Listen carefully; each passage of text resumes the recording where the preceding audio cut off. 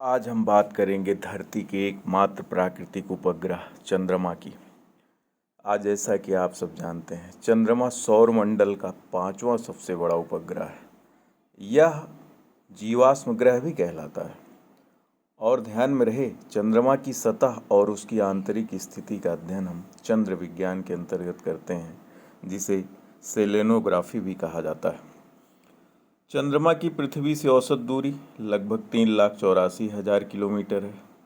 अधिकतम दूरी जिसको हम अपभू कहते हैं, यानी कि अपोजी अंग्रेजी में, और न्यूनतम दूरी को उपभू कहा जाता है, यानी कि पेरिजी।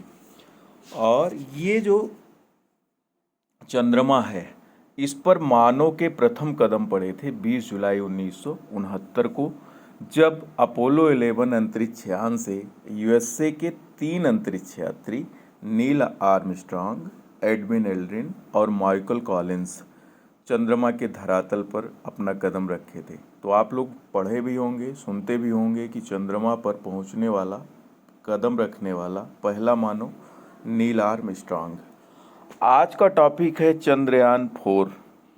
तो भारत ने चंद्रमा पर अपने मिशन कब से शुरू किए?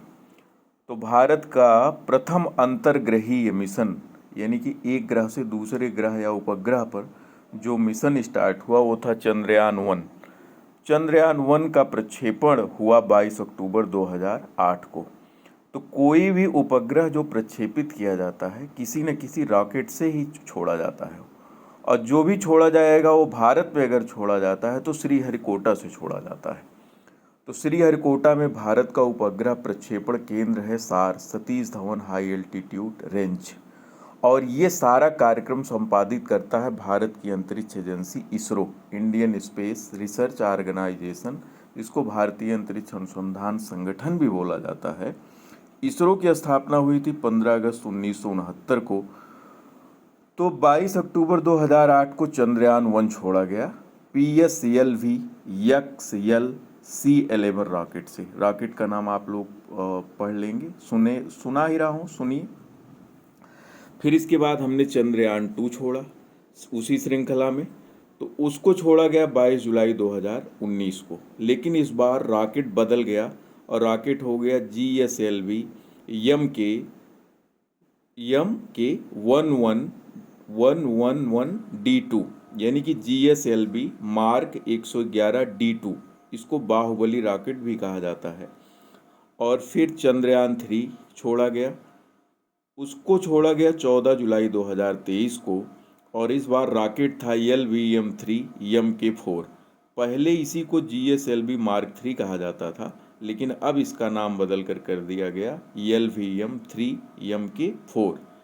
तो चंद्रयान 3 का जो लैंडर मॉड्यूल विक्रम था, वो चंद्रमा के दक्षिणी ध्रुव पर 23 अगस्त 2023 को पहुंचा। अब बात हो रही है चंद्रयान 4। सबसे महत्वपूर्ण मुद्दा है हमारा चंद्रमा पर। तो ये जो चंद्रयान 4 मिशन है, इसके तहत पहली बार भारतीय अंतरिक्ष यात्रियों को वर्ष 2040 तक चंद्रमा पर लाया जाएगा यहाँ पर चंद्रमा पर, और सुरक्षित रूप से उन्हें पृथ्वी पर फिर वापस लाने के लिए भी आधारभूत प्रौद्योगिकी का विकास करना है इस मिशन के तहत, चंद्रयान 4 के तहत।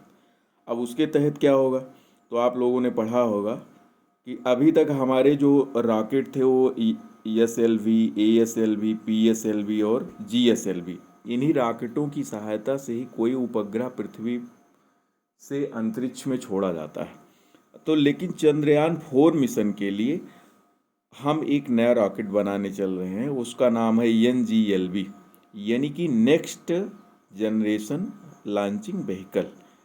तो ये अगली पीढ़ी का जो प्रक्षेपण यान होगा, जो वर्तमान में भारत का सर्वोत्तम रॉकेट है LVM-3, उसकी तुलना में इसकी पेलोड क्षमता 3 गुना बढ़ जाएगी और ये पुनरुपयोगी भी होगा। तो कुल मिलाकर चंद्रयान 4 चंद्रमा पर अंतरिक्ष यात्रियों को ले जाना है और वहाँ से सकुशल वापस लेकर आना है। तो चंद्रयान 1, 2, 3, 4 के साथ ही भारत जो है अंतरिक्ष स्टेशन भी अपना बनाने चल रहा है। भारत का अपना अंतरिक्ष स्टेशन होगा 2035 तक। हमारी परिकल्पना में बन चुका है ISS, इंडियन स्पेस स्टेशन। तो ये सारे तथ्य जो हैं बड़े महत्वपूर्ण है। तो भारत का अपना अंतरिक्ष स्टेशन अंतरिक्ष में कब स्थापित होगा? वर्ष 2035 तक। और भारत पहली बार चंद्रमा पर मानव कब भेजेगा? तो वर्ष 2040 तक चंद्रयान 4 मिशन के तहत।